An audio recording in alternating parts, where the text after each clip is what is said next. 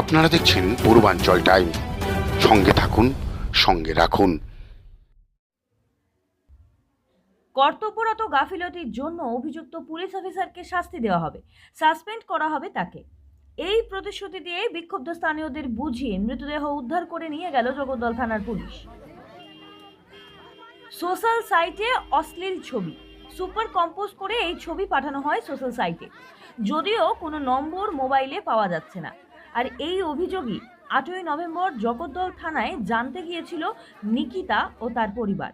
লজ্জায় আত্মঘাতী 11 ক্লাসের ছাত্রী।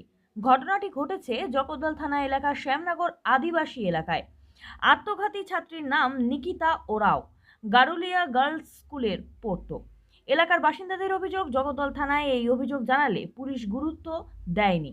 এরপরেই আর না পেয়ে লজ্জায়